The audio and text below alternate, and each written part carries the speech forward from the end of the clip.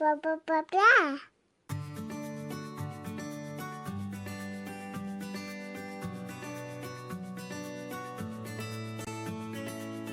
Welcome to the Our Forever Smiles podcast, a podcast created to support mothers of children who were born with clefts and those who love them. I'm your host, Laura Arroyo, and I'm also a mother of a daughter who was born with a surprise cleft palate. I know the challenges you face every day. Whether you have just learned the difficult news of your baby's cleft lip or palate, you're in the midst of pre-op or post-op, or you're an OG cleft mom, this podcast is for you. In a weekly conversation, we will talk about everything from feeding and speech therapy to surgery and school. We'll share tips from guest experts and advocates and even share a little joy in the process. You can listen to Our Forever Smiles wherever you listen to podcasts. Don't forget to subscribe and stay tuned.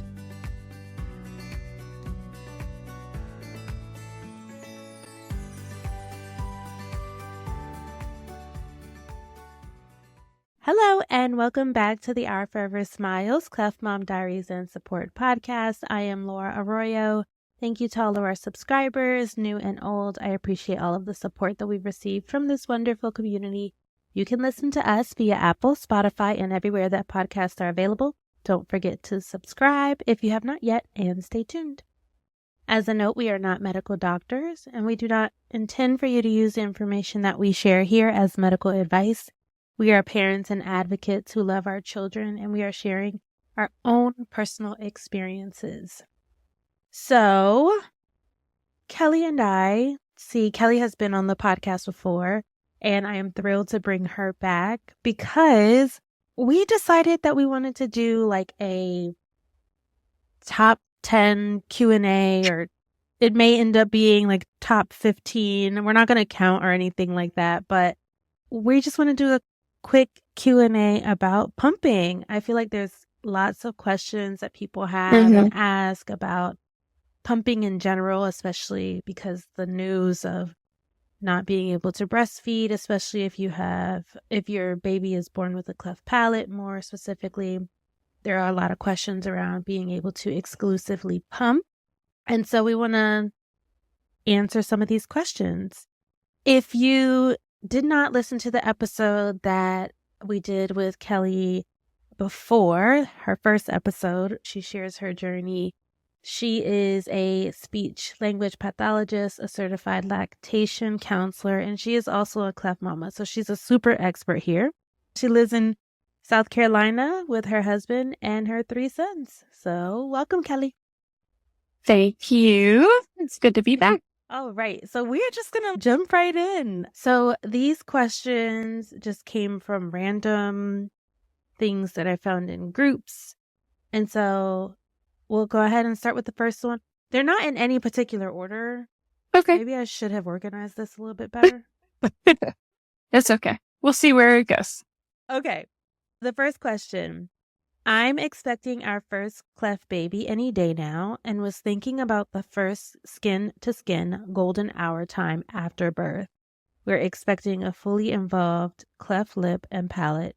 I know so much of that golden hour is latching and getting colostrum. What does this look like for a baby that won't be able to breastfeed? If the palate ends up not being affected, I'll breastfeed for sure. But I'm not interested in latching if the palate is involved. Will the hospital have milk prepped for me immediately after birth? I'm planning on pumping, but when and how does that happen after he's born? I talked to my midwife at my next appointment in a couple of days, but I was just curious what other people's experiences were. Hello, everyone. Sorry to interrupt, but I need a little bit of help. If you're listening to this on the Apple Podcast app or YouTube, you may see a follow plus sign or subscribe button. If you're able to, it would mean the world to me if you could follow or subscribe. That's the best way to support this show. If you subscribe, I'm able to show it to potential guests or different brands. It helps to grow the show and reach more communities to continue building awareness about the cleft lip and palate journey on a global scale. Thank you so much. Back to the conversation. That is actually really interesting because now that I think about it, if I didn't produce, what were they going to do? Yeah. There's a lot of pieces in that question too. So like the golden hour, skin to skin, that's going to be the best way to signal to your body that like baby's here. Obviously you deliver, all of that happens and that's one way, but doing skin to skin is going to be the best thing that you can do to help encourage your milk supply. And then you would definitely want to try some hand expression to get that colostrum. Um, you can bring supplies. I know there's lots of on the market now. Haka makes a little colostrum collection kit. I think Mom Cozy makes one as well right now. You don't have to have something fancy like that. You could just express onto a spoon or into a medicine cup. And then a lot of times you could ask the hospital for some syringes. They'll bring you some little 1 milliliter syringes or something like that. And you can use that to feed baby, or you could just feed them right off the spoon. The other one is, will the hospital have milk? Hospital may have a milk bank, access to a milk bank. Not all hospitals do. And in that case, they would probably offer formula. But honestly, doing some hand expression and learning how to do that before you have baby is huge, because baby really does not need that much in those first couple of hours, first day or two. We're talking maybe 5 to 10 milliliters at a feeding, very small amounts. Yeah. I was thinking, okay, so if they don't have a milk bank, then they will give you formula too. Mm-hmm. And I guess what we had was like, so at my hospital, they did have a milk bank, but I was also, oh, that's awesome. Yeah, I was also pumping though too. And so, because I actually started producing, and we might talk about this in a bit, so I don't want to share that part yet. But so I was using my own milk, and like I was able to produce right away. Like, and they gave me like the medical grade pump or whatever that they had, and it worked. It really helped. So I think, as you stated, skin to skin, and then just start pumping right away. Yeah, it says the last part of it is, I'm planning on pumping, but when and how does that happen after birth? So yeah, just right away. As soon as you can. as soon as you can. And I know sometimes it can be very hectic after birth with all the doctors, and they're transitioning you from one place to another, and every hospital is different, but as soon as you can get settled and get going. Yeah. And as soon as I remember, I guess depending where you are, like the time that you give birth, and then also the hospital that you give birth at, the lactation consultant actually came to see me. It was either, it's like really all of a blur. It must have been like the very next day. So yeah, they do come to see you so that maybe you can learn a little bit of like tips and tricks of how to do the hand expression. Alrighty. So the next question is, hey mamas, any tips for a successful pumping experience? I never even learned to use a pump with my first child. Now, with a cleft affected child, it's all I can do. I hate it. It's 3 times the work. 1 pump, 2 feed, 3 clean bottles. I can't be in a relaxed position doing any of it. I miss side-lying nursing, and I don't feel as bonded to him. In your experience, what are some ways to make this better? That's so tough. It's a tough place to be for sure, because it is a lot of work. So you could get creative. You could pump and feed at the same time, have a bottle prepped, try to build that connection, so to speak. You could probably, if it's really taking a toll on your mental health, is it worth it? What's going to be the best thing for you and baby? Is it, okay, I really want baby to have my breast milk, or is it, I really want baby to have a happy mom?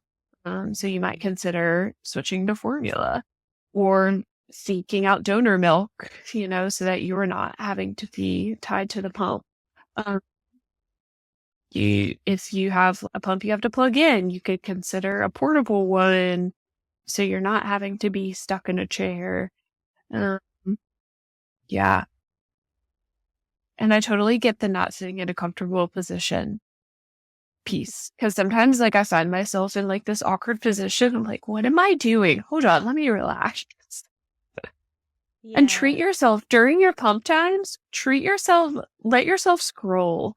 Get yourself a little box of chocolates and keep it by your little, wherever you pump, your little pump station. Have some chocolate while you pump. Watch a show. Like I used to binge watch episodes of Big Bang Theory for Noah. And I would just watch it only when I was doing that. And it was just fun and mindless. And that was like a little treat for me. Yeah, I love that. I love that you feel like, okay, when I pump, I get this reward. So you kind of like mentally, it helps. Yeah. Like it helps. Relax. Yeah. Because if you're not relaxed. Yeah. I used to do that for exercise. Like I would tell myself, I can only listen to this podcast. Not this one, another one. I can only listen to my favorite podcast whenever I was exercising. And so it would motivate me to I love that. exercise. Yeah. So that's a great tip. And then the other thing is, if you are really like hating it, then just let it go. Like I know it's really hard. And it's easy for me to say because I actually I was never attached to the idea of breastfeeding to begin with. And before I even found out about Giselle's cleft palate. And so not being able to do it, I mean, it is a different feeling when somebody tells you can't do it versus deciding for yourself you're not going to do it. Right. But yeah, I didn't feel that deep like grief that people feel. I feel like I didn't, so it's hard for me to feel, I don't know, like connect with that. Yeah, to I guess to give advice as far as not feeling bonded to your child. And then I can also hear in the question that you really don't like this. So yeah. All right, great tips. The next one. I am in the process of looking at breast pumps and trying to decide what pump will work best for exclusive pumping. I was hoping some of you might have good input. Along the same route, what feeding pumping routines worked best for you? Mobile in your bra pumps cups are not going to be your primary pump if you're exclusive pumping, because they just don't typically get as much. They're great if you're on the go or whatever, you're out, you want to be more discreet at work, but you definitely want to have a primary pump. And it can be one that has to be plugged into the wall. It can be a rechargeable one. There's some really great ones. Spectra is a really great brand. The Baby Buddha is a really great one. They just released it as intense with the suction. Pumpables has some really good pumps. The Unimom Opera is a really fabulous pump. And if you have to rent one, a lot of times insurance will cover that crazy hospital grade one. It's very big. It's heavy to lug around, but it works. So, it is. What did you have? Yeah, that's what I was gonna look at. I think it was. I'm looking at it now. I feel like I had two. What do you call that? Portable pumps. Mm-hmm. I think I may have had the Mandela. But to echo what you were saying, in fact, I started to get clogs from using it.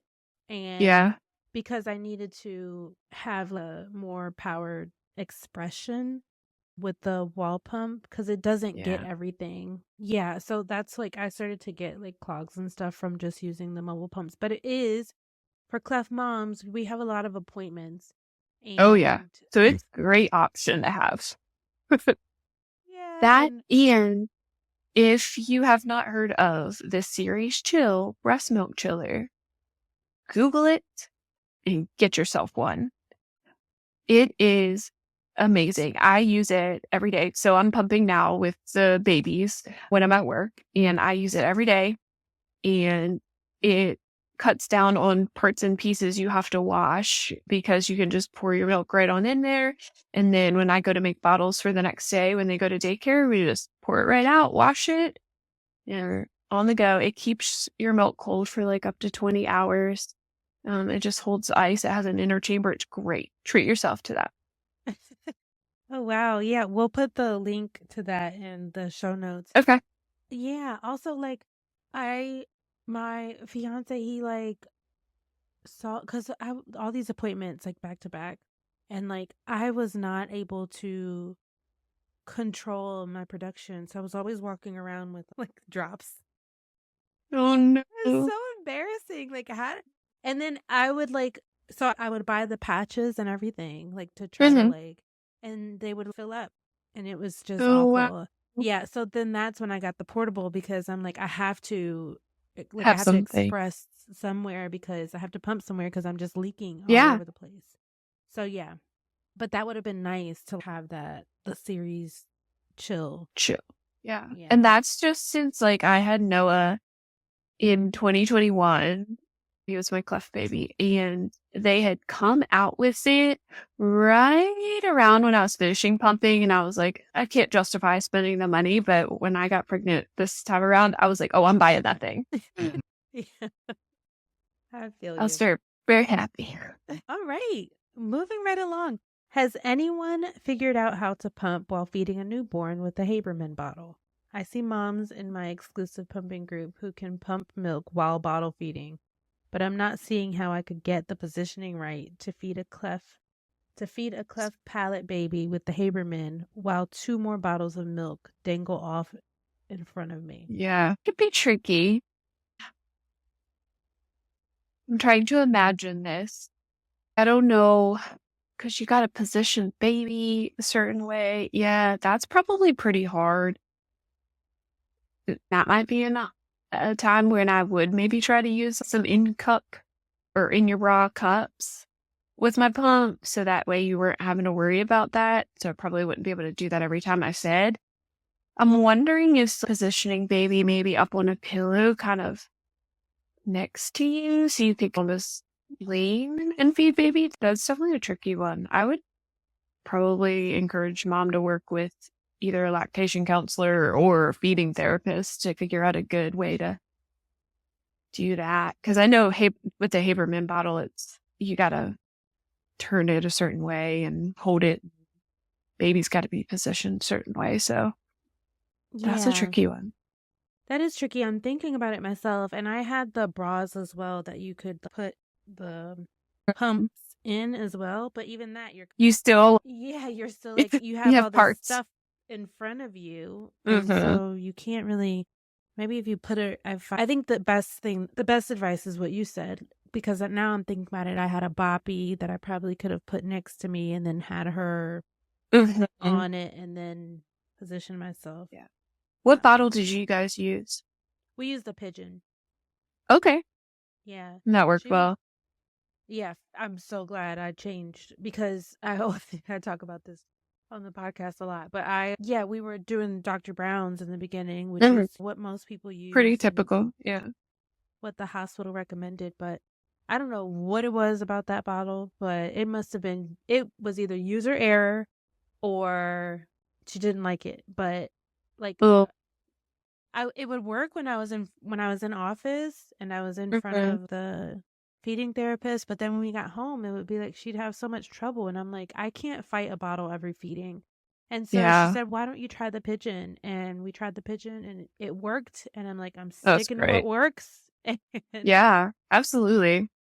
Yeah, and she wanted a faster flow. Like, I knew that for sure. And yeah, and the pigeon has a faster flow. Something that I've been meaning to talk about as well is I attended this Cleft lip and palate feeding session, and they said something about the pigeon, like having to squeeze the pigeon, but that's not true. So I don't know why they mentioned that. You can squeeze it if you want it to go faster than what it already is, but it's not required for them to get any milk out of it. Yeah. Have you heard of that? No? Okay. I know the Haberman, you have to squeeze it. You have to, yeah. Yeah. But the pigeon, you don't have to do that. So I wanted to I didn't want to be that person like in the chat, like, no, you don't. Be like, excuse me. Yeah, so I decided to just let everyone be misinformed. Okay, moving right along. How did other families do it? What was you and your partner's shift schedule? What did you and your partner's shift schedule look like? Any advice on how to manage all of this work and time? Did other moms have a hard time napping or develop postpartum anxiety or depression? Mhm. Figuring out the schedule is definitely tough for sure, especially in the beginning when they feed so frequently.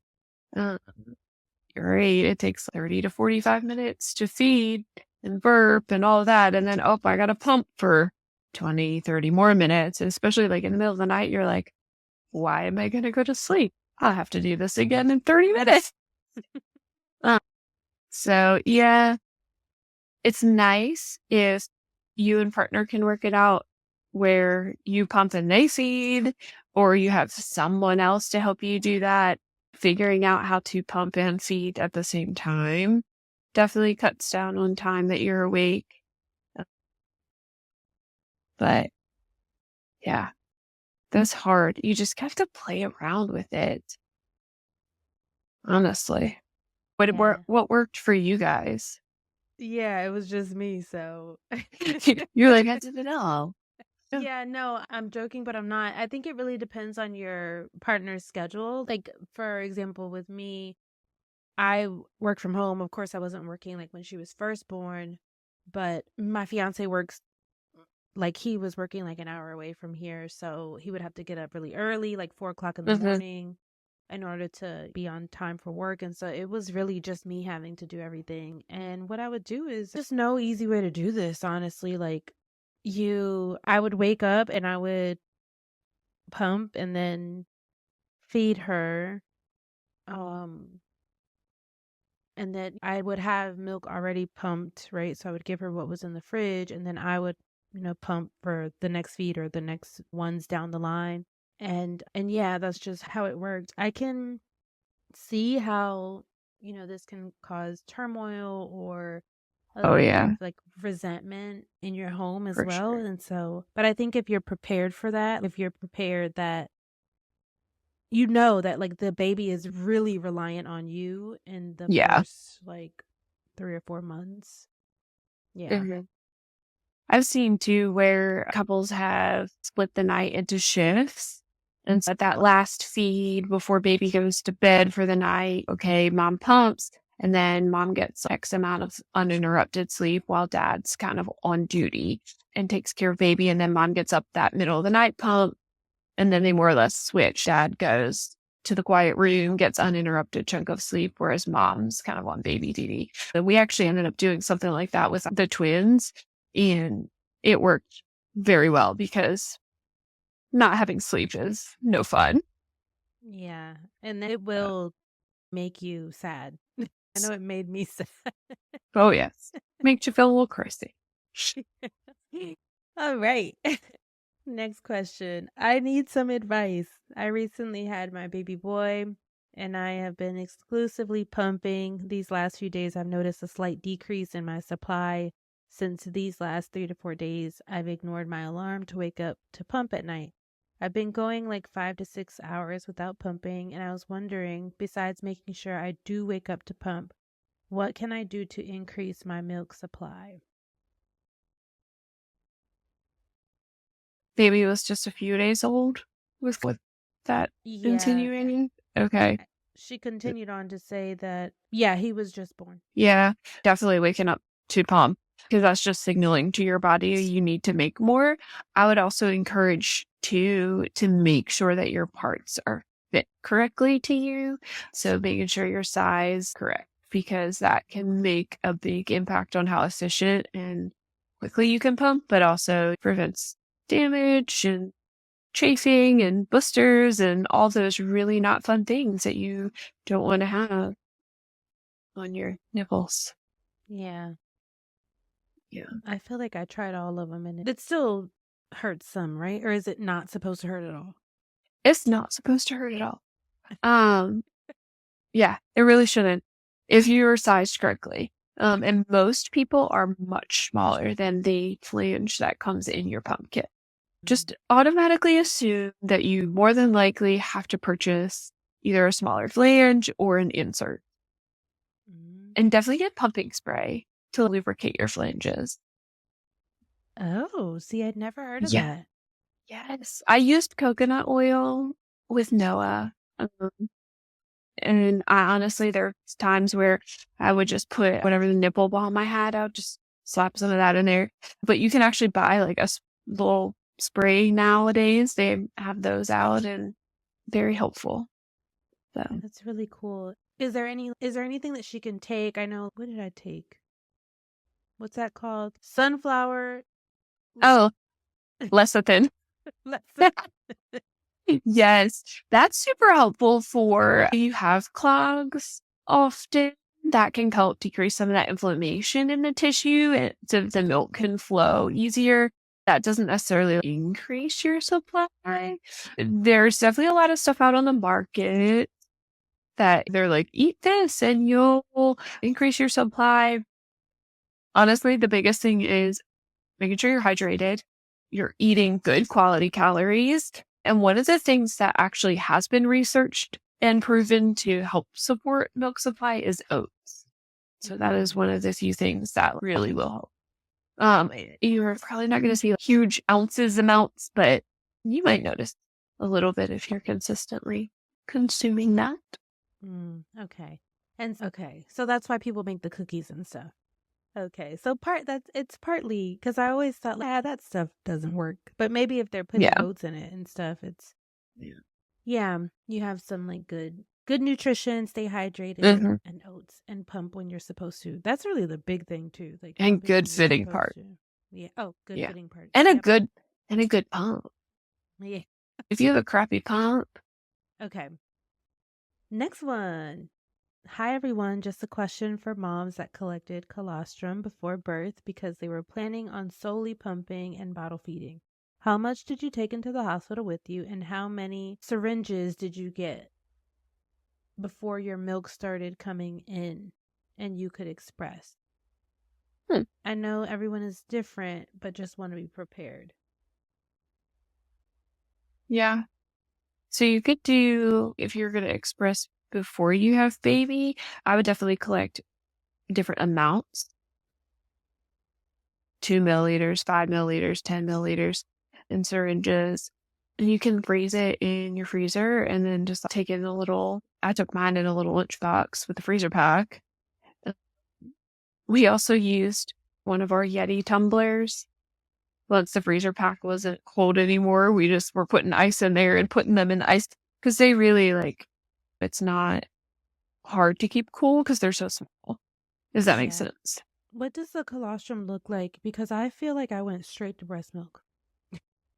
It's different for different people. So some people have like a clear kind of liquid. It might be a little yellow, but it's like clear. You can see through it. Some people have like very dark yellow colostrum. It really just depends. And some people produce a lot of it or are able to express a lot of it by hand. And some people, you can only get a little bit out. Just, I don't know, everybody's different. Yeah, I think so. My midwife told me that I could go ahead and start pumping, which I think was it was really good advice, but yeah, so she's told me to start pumping. She told me to start pumping like week 38. And the reason she told me was to start getting ready for birth. Then the reason why I paused is I'm thinking like maybe that's the reason why she took a little while to come out, because she wasn't really ready. But anyway, that's a whole other side story. But yeah, so when I did start pumping, I started to like bead, like I could see some of it coming out. And at that time I wasn't it wasn't enough to collect. Like, how do you, I guess you could take a syringe and syringe the beads. So I would recommend expressing it, like I said before, either onto a spoon or like in a little medicine cup or something like that, and then draw up the syringe. Would almost want to do that for a little bit, like a couple sessions, before you drew up your syringes so you could get a decent amount. And honestly, like, you hand expression is gonna be the best way typically to get that cholesterol moving. And it only takes a couple of minutes, 5 minutes, get some. And sometimes you might not get any one session that you do. And then later on, you might get a bunch. It doesn't take much. So you actually used your pump before, like when you were still pregnant, you actually pump. Wow. That's brave. Did that send early labor? No, it actually didn't. Like Okay. And it was at, I don't want to like, I can't really remember. It was either at 38 or 39 weeks. She was cooked. And so she recommended that to start getting going. And I don't know, I also may have just used my pump. That might not have been the recommendation. It may have been to hand express, but I can't remember. Right. But you're like, oh, this is what I'm doing. I got this. I wasn't it so bad to be able to produce. I think I took on more of a challenge to produce milk rather than breastfeed. I didn't harp so much on the breastfeeding aspect of it, even before I learned about Giselle's cleft palate. Yeah. It was more so like I wanted to be able to produce, like I didn't want anybody to tell me that I didn't produce enough. And so, that was like one of those things. I was all in with that.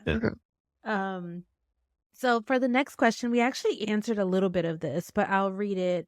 Mamas who had to pump a lot for their little one, what are some breast pump features that meant the most to you? Specifically, looking at a double electric pump, is there a brand you recommend or a brand that you do not recommend?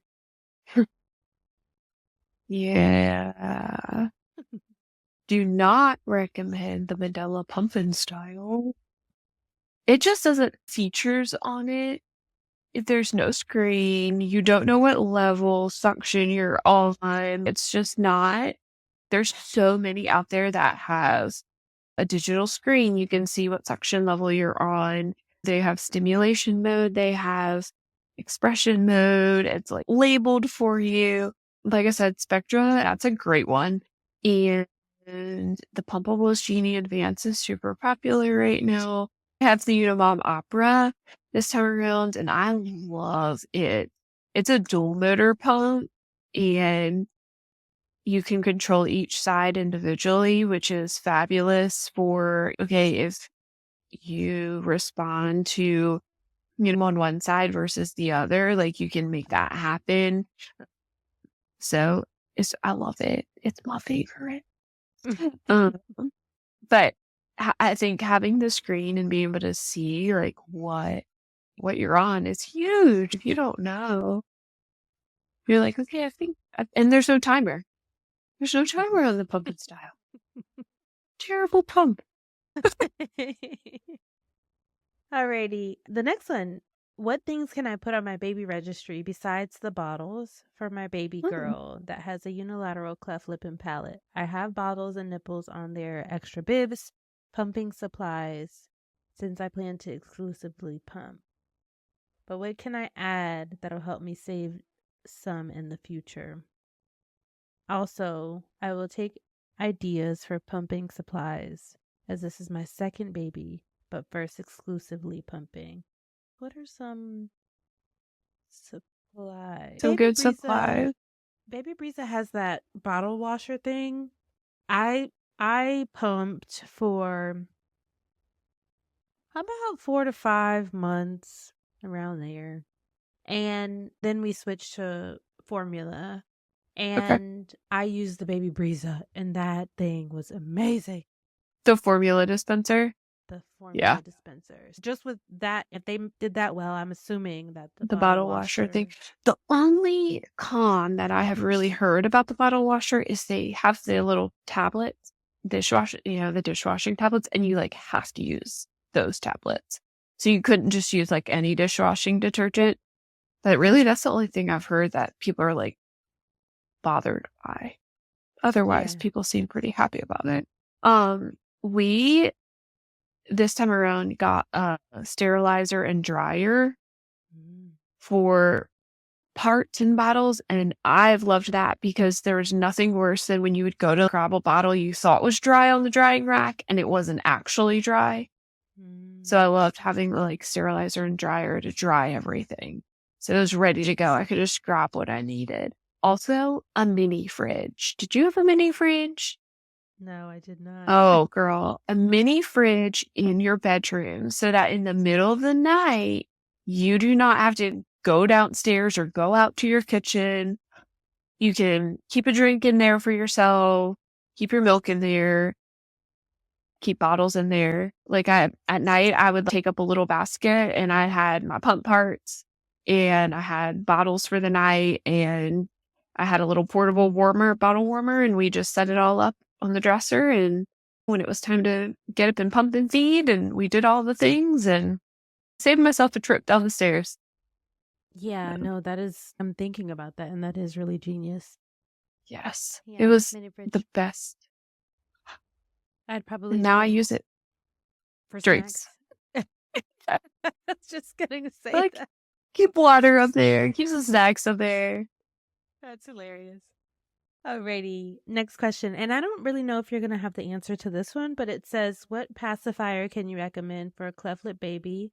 Mm-hmm. Also, just in case I won't be able to express milk, what milk did you give? That's a good question. So pacifiers, Noah did really well with the bibs pacifiers.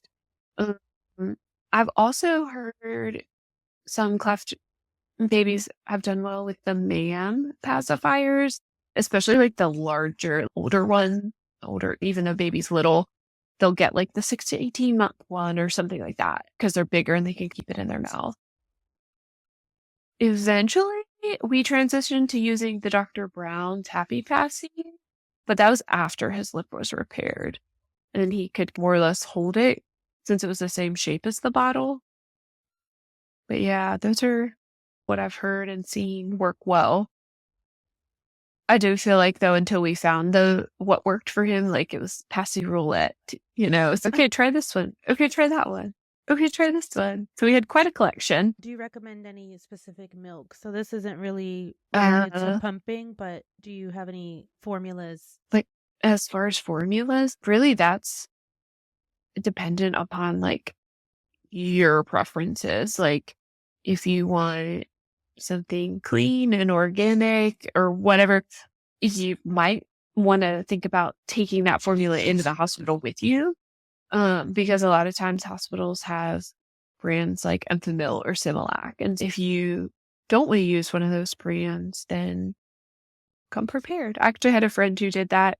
Maybe did not have a cleft or anything, but she knew that she was going to be induced early because of some other stuff going on. And she was like, I don't want to give her the formula at the hospital. So they brought their own. Yeah, that's a great tip. My daughter Giselle, I don't know whether she's really a good gauge as well. It's really highly dependent on your child, but because she wasn't really one to like complain about anything, to be honest with you. Like she's such a sweet girl. Like she just okay, mommy. Yeah, she's just like down for whatever. But we did use it was a Similac 360 Total Care Sensitive orange formula. So, and that worked for her. But as I shared, I don't know whether she's a good gauge because I feel like she would have taken anything I gave her. You'll know if it's not a good fit. Formula's tricky. Honestly, though, breastfeeding can be really tricky too. You get allergies and people have to cut things out of their diet. And feeding a baby is hard work. Yeah, it is. No matter how you do it. Yeah, interesting. It's interesting you say that because that's really the reason why I stopped pumping is because Giselle had a lot of reflux. So with my breast milk, it told me it's because it's thinner, which I've heard ENTs say different things. But he says it's thinner, so it's easier to come up. But that babies kind of spit up, and so it's thinner, so it's easier to come up. And he said that she would grow out of it. And she did, but I was concerned about it. And then I was thinking, like, do I really want to go on this elimination diet? I'm already really stressed out. Is it the coffee or is it the dairy or does she not like croissants, whatever it is. I didn't want to put us through the stress of like weeks of doing this trial and error. Eliminating. But that's my journey, right? That someone else in a different position may be able to do that. And I've heard of a lot of moms doing that. They said they stop dairy or caffeine and that sort of thing. So that's also a possibility and something that you could do if your baby isn't responding well to your breast milk. All right. Next question. I may have two. Okay.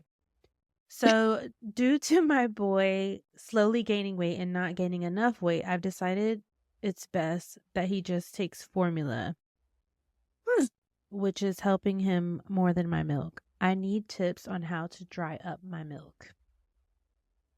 Yeah. So definitely decreasing is so tricky because you don't want to stop too quickly because you don't want to get sick. And you said that had happened to you. Yes. So yeah. I don't even think I was trying to dry up my milk. I was just not pumping as much as I needed to. Okay. And then did you get mastitis? I didn't. She told me that it wasn't there yet. But even just the clog made me feel painful. And it gave me like a sick feeling. Like I felt nauseous one day, and like all of a sudden the flu came over me or something. And I thought I had mastitis. But I went into the office and she felt the clog, and then she just squeezed the living crap out of me. And like my milk just like shot. Yeah. Okay, so when you say she, your midwife, you're a lactation consultant? My midwife. Your midwife? Okay. Oh my goodness. Yeah, I would definitely recommend if you want to stop relatively quickly working with a lactation consultant, do so safely. If you're in this pumping journey and you're ready to wean, you can start by either reducing the time across all of your pump sessions, and slowly like decreasing how much time you're spending at the pump, and then eliminate sessions so that you will hopefully not get a clog or get mastitis if you're trying to stop too quickly. Okay, so I did have one last one. Okay. And it is, do I need a bottle warmer? I've heard some people just work on getting their baby used to drinking cold room temperature milk. Give me all of the tips. This one is an interesting one. At first with Noah, we just gave it to him cold. And he took it, didn't mind. He didn't know any different. We went about our day. And then he had a lot of trouble gaining weight and all of that stuff. And so one of the things that the LP on the team was like, hey, are you warming his bottles? And I was like, no, why? And they said that by warming the milk, it requires less energy for the body to process it.